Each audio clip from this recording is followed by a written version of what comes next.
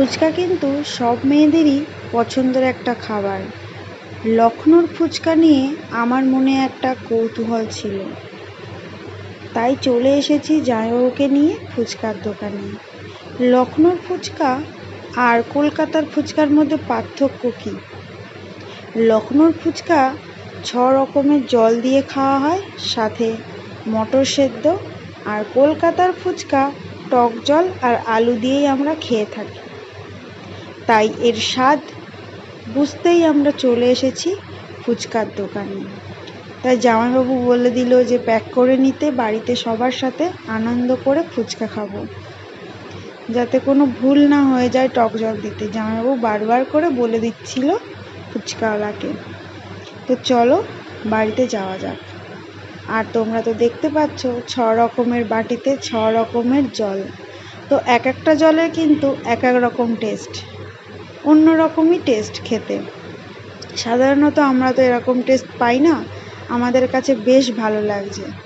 আর ফুচকা যেরকমই হোক না কেন সবার কাছেই প্রিয় একটা খাবার। 6টা জল হলো তেঁতুল জল, লেবু জল, মিষ্টি জল, পুদিনা জল, হিং জল, আর একটাতে মিক্সড জল আছে। তো সবাই মিলে এখন ফুচকা খাচ্ছি, খুবই আনন্দ হচ্ছে, কারণ নতুন রকম কোনো কিছু খাওয়ার এক্সপিরিয়েন্স খুবই ভালো লাগছে। আর সোনাও বসে পড়েছে ফুচকা খেতে, নিজে নিজে ফুচকা খাবে বলে বায়না করছিল, সেই জন্য ওর হাতে একটা ফুচকা দিয়েছি। আর দেখো তোমাদেরকেও ফুচকা দিচ্ছে। যারা লখনৌতে এসেছো তারা তো জানো লখনৌর ফেমাস ফুচকার টেস্ট। আর অনেকেই আসেনি লখনৌতে, কিন্তু একবার এসে লখনৌর ফুচকা টেস্ট করে দেখো, তোমাদের অবশ্যই ভালো লাগবে লখনৌর ফেমাস ফুচকা।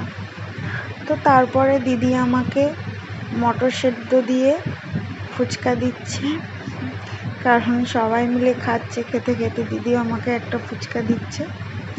তো তারপরে সোনা বাবা মিষ্টি জল দিয়ে ফুচকা খাচ্ছিল, কারণ শুকনো ফুচকা খেতে খেতে একটু বায়না করছিল, সবাইকে দেখছিল যে জল দিয়ে ফুচকা খাচ্ছে, তো সেই জন্য ওকে একটু মিষ্টি জল দিয়ে ফুচকা দিয়েছিলাম, আর ও বসে বসে খাচ্ছে।